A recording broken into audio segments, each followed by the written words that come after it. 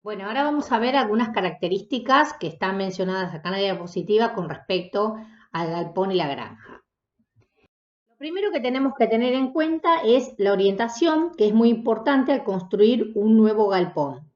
Tenemos que tener en cuenta que la orientación debe ser preferentemente de este a oeste, con una leve inclinación hacia el norte.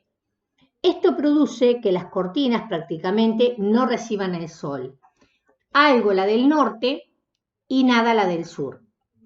¿Por qué? Porque esto me va a servir para favorecer el desarrollo y movimiento dentro del galpón con respecto a los animales, ¿no?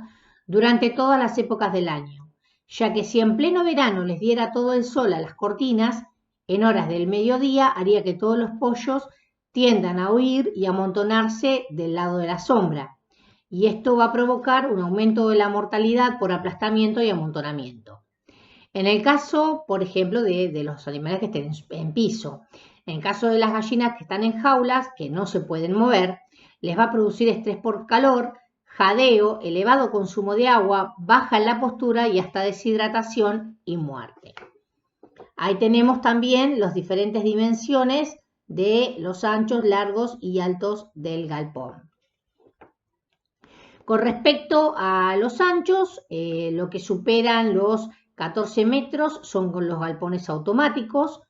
En el caso de los galpones manuales no se recomiendan que sean tan anchos porque son más difíciles de ventilar por los sistemas tradicionales de ventilación, como ventiladores o foggers. En cuanto a los largos, tenemos de diferentes también dimensiones. Y con respecto a lo alto, hablamos de 2,5 a 3 metros para los manuales y semiautomáticos y de 5 metros y medio para los que son galpones para gallinas ponedoras, que cuentan con varios pisos de jaulas. Bueno, en cuanto a los tipos de techos, hablamos de los materiales que pueden ser de chapa de zinc galvanizada, aluminio, fibrocemento. En el caso del poliuretano expandido se lo utiliza también como el telgopor como aislante interno del techo. El poliuretano es muy bueno, evita la condensación de humedad, mantiene la temperatura ambiente, pero es bastante más caro como inversión inicial.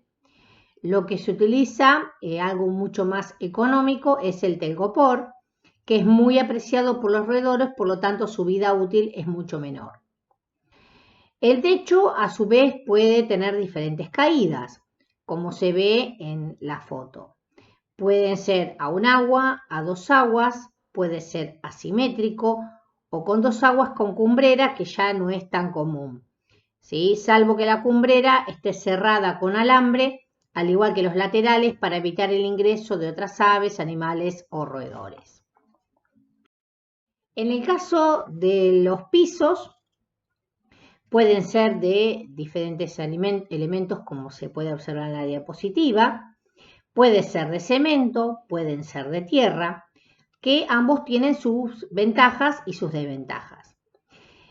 Para el caso de los parrilleros, sobre el piso se coloca la cama, cuando este es de cemento, ¿no? Al quitar la cama va a ser mucho más fácil de limpiar y de desinfectar que si está la tierra. Pero como desventaja hablamos de que no absorbe la humedad de la cama, como el de la tierra, y es más frío en el invierno. Por lo tanto, el uso de uno u otro va a depender de la situación económica y del gusto del propietario. En el caso de las ponedoras que se encuentran alojadas en jaula, los pisos son de cemento, entre los pasillos con una fosa central de tierra donde cae y se acumula todo el guano. Para los reproductores que permanecen largo tiempo en el galpón de producción, los pisos son de cemento con un declive importante para que fluyan las deyecciones. Y sobre este se colocan unas especies de slats plásticos o de madera que facilitan la higiene y la desinfección, que lo vamos a ver un poquito después en alguna foto.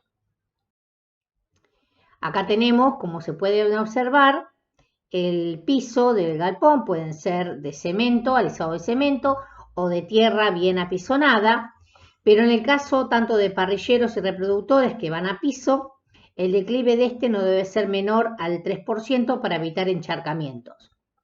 En el caso de los declives en jaulas de ponedoras, para que caiga el huevo debe tener al menos un declive de un 2 a un 3%. Con respecto a los zócalos o muretes, son muy importantes en el caso de los galpones de parrilleros a piso. Estos no deben ser inferiores a los 50 centímetros de alto para que frene el ingreso de las corrientes de aire directas sobre los animales. En el caso de las ponedoras, como van a jaula y necesitamos ventilar el guano que está en el piso, los zócalos no deben superar los 20 centímetros de altura. Sobre los zócalos se elevará el correspondiente alambrado.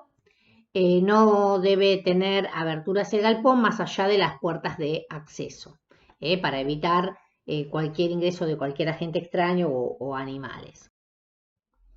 Acá tenemos el tipo de alambre que puede ser romboidal galvanizado o hexagonal galvanizado o plástico. El más económico es el alambre plastificado, que es, aparte de más económico, también es más fácil de colocar, pero dura menos tiempo.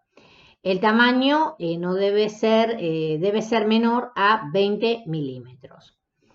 Y por sobre el alambrado se van a colocar las cortinas, ¿sí? Como se puede ver en esta diapositiva, se colocan las cortinas, las cuales van a estar sujetas por guías de alambre, 2 o 3 guías de alambre para impedir que se vuelen. O se vuelen o se rompan con el viento. Las cortinas pueden ser de diferentes materiales, por ahí las más comunes que se puedan encontrar son de arpillera o de lona de arpillera. Algunas son de color amarillo, pero en la actualidad se están cambiando a los colores de color azul, que este color lo que hace es ayudar a oscurecer y mejorar y tranquilizar a las aves. Con respecto a las aberturas de las cortinas, tenemos que tener en cuenta lo del zócalo o murete, pero al margen de la posibilidad de ventilar, uno también va a tener que ver en qué época del año estamos, de qué época del año estamos hablando. Con respecto a la abertura, tenemos que tener en cuenta si las aves se encuentran, son ponedoras que se encuentran en jaula, las cortinas se van a elevar de abajo hacia arriba. Mientras que estamos hablando de animales que están en el piso, como pueden ser los reproductores y los parrilleros, la cortina se va a abrir de arriba hacia abajo. ¿Sí? Siempre y cuando no golpee a los vientos o el aire a los animales. ¿Sí? Siempre uno tiene que dejarlo a una altura, digamos, un poco más alto que no llegue a golpear los animales. Y otra de las cosas que también tenemos que tener en cuenta, al margen de las riendas, el hecho de que las cortinas, en lo posible, siempre tienen que estar sanas, ¿sí? Porque muchas veces uno encuentra una cortina y tiene muchos agujeros y entonces entra aire ahí, especialmente en el invierno, y lo cual es desagradable y baja mucho la temperatura del galpón y eso ya los animales van a entrar en un disconfort. Y con respecto a las puertas, como decíamos recién, tienen que ser puertas amplias para que pueda entrar el personal en el caso de tener que cargar los comederos, por ejemplo, en forma manual, ¿sí? O también para la entrada de los animales, de los pollitos, o la salida de los pollos, también cuando termina su ciclo productivo, ¿sí? Bueno, con respecto a la cama, es muy importante para el caso de los parrilleros a piso y para las reproductoras. Esta puede ser de cáscara de arroz, que es la mejor, también de cáscara de girasol o viruta. En el caso de la viruta, siempre se recomiendan de madera no resinosa o bien tratada para que no sea tóxica para los animales. La más usada, la de mejor calidad y la que menos apelmaza es la cáscara de arroz. Esa sería la mejor. Lo que sí tenemos que tener en cuenta que la cama puede permanecer, según la normativa, hasta 1 año en la granja o hasta 5 crianzas sin cambiarse totalmente. Solo se renueva al ingreso de cada nuevo lote de pollito bebé.